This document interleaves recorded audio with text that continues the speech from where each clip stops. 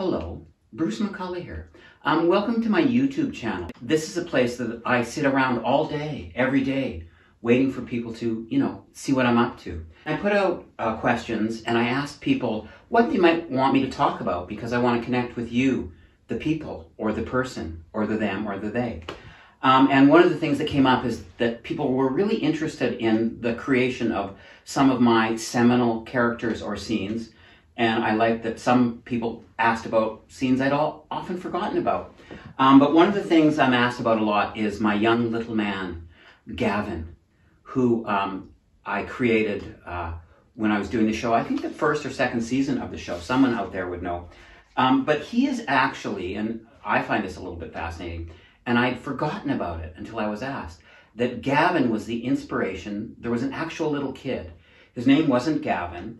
And when I was a young boy, I was probably 8 or 9, and I was building a veranda with my dad at the beach, which was its own insane thing because my dad, of course, had false teeth and poor, carpentry skills. So we were building a veranda. He was sneaking a little bit of, rye and Coke, or rum and Coke, or rye and ginger ale at the time. And we were just sitting there working really hard in the hot Winnipeg sun. Please look up Winnipeg or we'll show you a map right now. And this little kid toddled up and just out of nowhere started talking to us.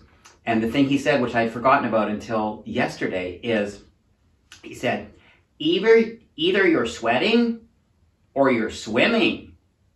And it's like, well, we're not swimming. We're building a veranda. My dad's a little bit drunk, so I think we're sweating. And I think my dad said, yeah, kid, we're sweating. I said, oh, yeah. And then he sat there and just kept talking and talking and talking. And then he just left, just as mysteriously as he came. And I don't think he wore a backpack or anything. But later on, when we were writing The Kids in the Hall, it popped into my head that this little kid who had come up. So I did several Gavin scenes. And Mark McKinney once said, the most thankless job in show business is to be in a scene with Gavin. Because I just stand there and I tell my jokes, these guys, these things, these dudes, all these jokes. And you're just there, you're trying to have a reality as Mark often would, or, create a sense of something. And then here's me just spitting out these jokes, not even looking at you. And of course, I wasn't looking at you because I had glasses that I can barely even see through. So when I would do Gavin live on stage, someone would walk me out almost right to the place I had to be, and I could barely make it out. So that is the story of Gavin. And of course, he wears a Calgary Flames knapsack because I love the Calgary Flames. I'm from Calgary.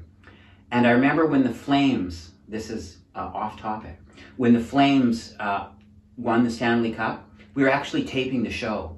And one of the executives from HBO was up. And I was watching the TV and the Flames won the only Stanley Cup they won. And I was crying. And she said, why are you crying? Your show wasn't that bad tonight. Meaning, I guess the taping wasn't great. And I said, no, I'm crying because the Flames won the Stanley Cup. And so, hence, Calgary Flames, knapsack, Gavin, creation. Hello, goodbye.